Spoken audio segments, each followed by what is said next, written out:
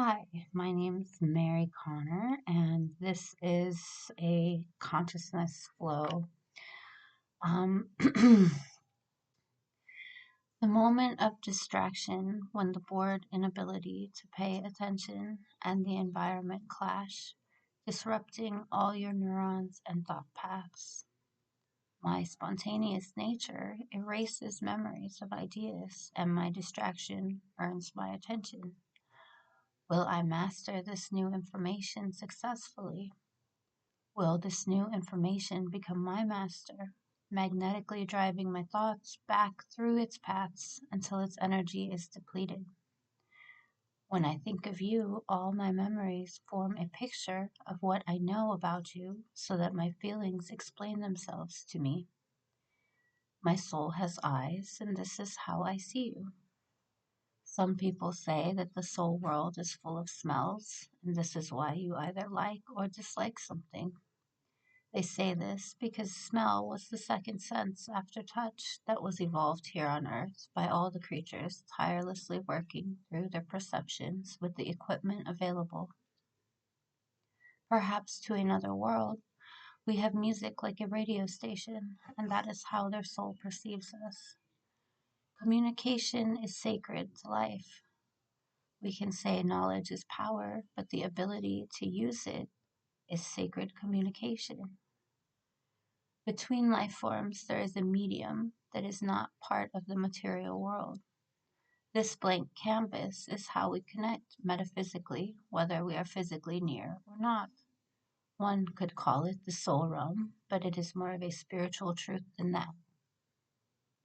As Homo sapiens, we are united as a species through our ability to perceive this reality and our ability to form concepts or working ideas that may become physical reality. For the other species, they are instinctively forming concepts that define their activity together, allowing them to adapt to changes in the environment as a group to change their physical reality. For us humans, every 5 minutes our environment changes because of how many realities we are integrating as we perceive them. The Earth Native tribal perspective defines our relationship to the natural world as older brother and sisters because we have learned to perceive the communications of the ecosystems as activities and have become protective and familial toward our shared environment rather than dominating without communication and information from the less developed, intelligent activities of other species. The tribal perspective is not considered the scientific perspective, but it is in between the observation of the scientific world and the emotional responses of the individual and collective feelings. Aristocracy and inequality between genders and social stations that arose in the old world of civilization's beginnings purged many valid tribal understandings of the natural world, and humans became both protected and disassociated from the actual reality of Earth's activities. The longing to care for a more complete environment gave birth to science, and the universal language or disassociated intelligence communicated with changed from pictures and words to numbers and mathematical equations.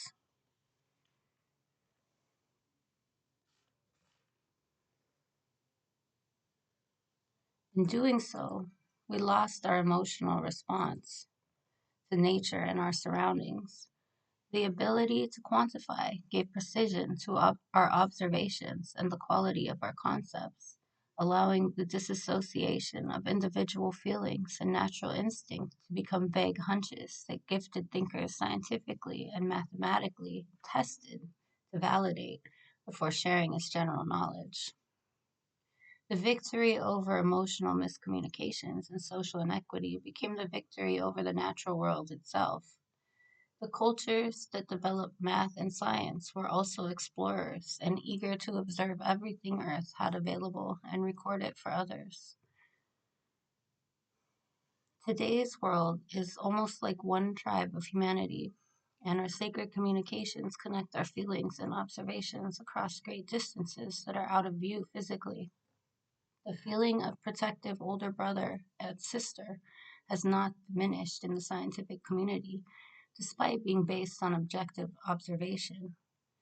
Humanity's role as sacred guardian of the activities of the earth is a spiritual truth that shapes our body of knowledge and our spiritual evolution. In science, we have found compassion and an aversion to ignorance. When communication has compassion and an aversion to ignorance, evil and suffering are exposed and relieved. The only ability to deceive that an animal or plant intelligence has is to camouflage. For humans, this is not so. Our inner private thoughts may be kept from our communications in ways other species do not have.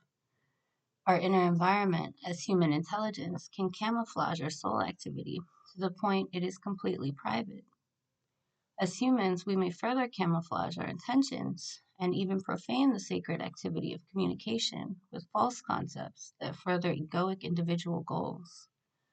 We may use communication as another form of control instead of freedom from stagnation.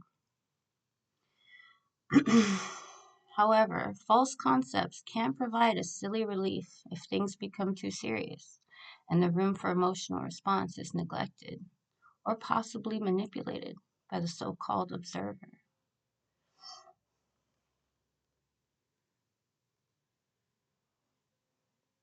The end.